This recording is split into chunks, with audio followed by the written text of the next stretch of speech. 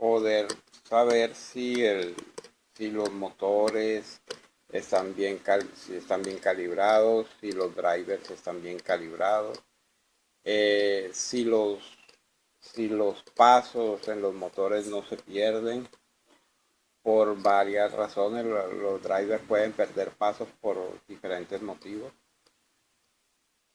Después, en otra ocasión hablaremos de eso.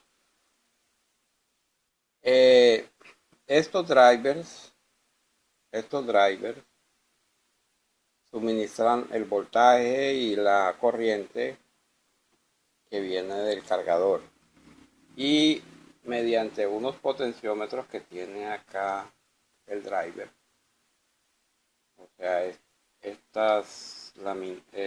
que estoy señalando aquí, que tiene una pintica rosada, mediante ese control variable puedo ajustar la intensidad que llega en últimas al motor, con el fin de calibrar el voltaje y la corriente, de modo que de asegurar su correcto funcionamiento, tanto del driver de suministro como de la potencia que necesita el motor.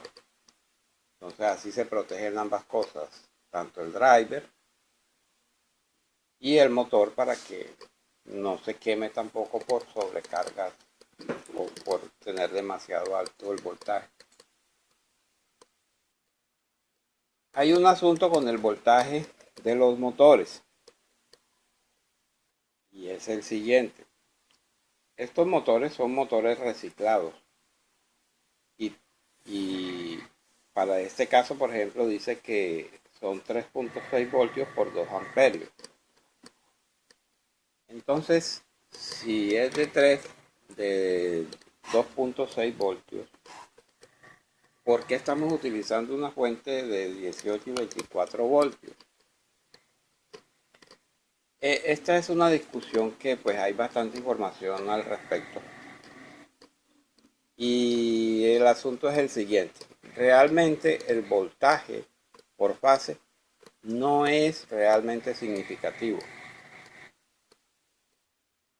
Lo realmente significativo es la combinación entre voltaje y potencia que suministra el driver, y a la larga eso es lo que importa, sin interesar si el voltaje suministrado sean 5 voltios, 12 voltios, 24 voltios, 36 voltios. Eso no interesa. Eh, lo realmente importante es la combinación entre voltaje y potencia que en última se le suministra al motor. Y esa combinación es la que hace trabajar al motor y tenerlo en funcionamiento en un rango de exigencia que es aceptable para este. De modo que no sea demasiado que lo queme, o que sea muy poco, de modo que pierda paso. Que esa es una de las principales causas de la pérdida de pasos en los motores, que no se les suministra el voltaje adecuado.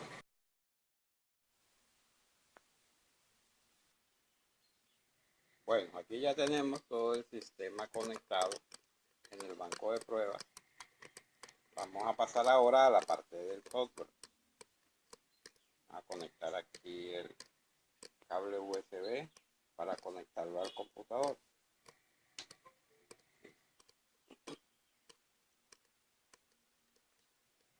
El software que utilizamos, en primer lugar, el del Arduino, es un firmware llamado GRBL.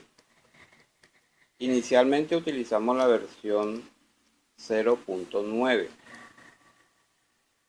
y obtuvimos buenos resultados de precisión de la máquina, más la velocidad siempre fue un tema de discusión. Esta máquina fue presentada en la muestra de proyectos del mes de abril en el ITSA, y conseguimos un segundo lugar con un calificativo de 4.5. Y me hicieron la observación sobre la posibilidad de mejorarle la velocidad de trabajo. Por eso estamos en esta situación.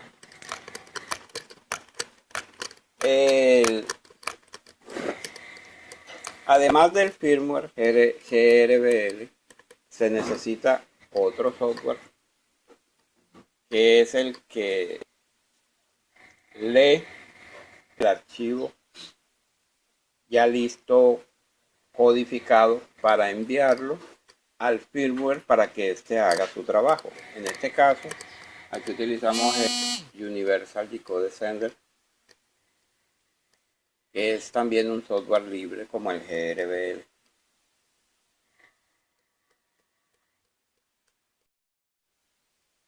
En este proyecto se ha utilizado siempre software libre para las diferentes etapas del proceso de trabajo de la máquina.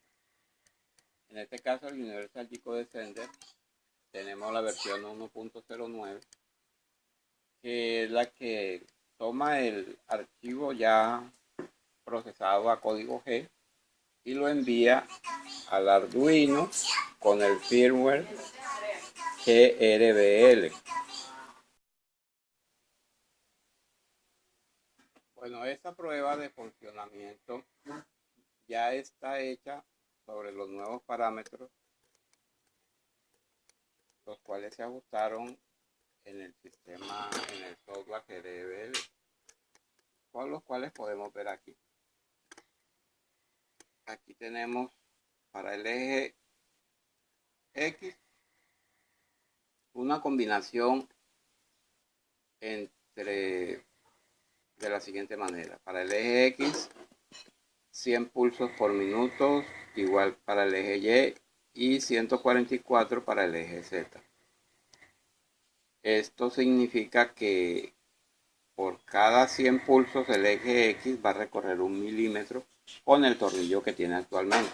Al momento de cambiárselo por otra medida de desplazamiento, pues habría que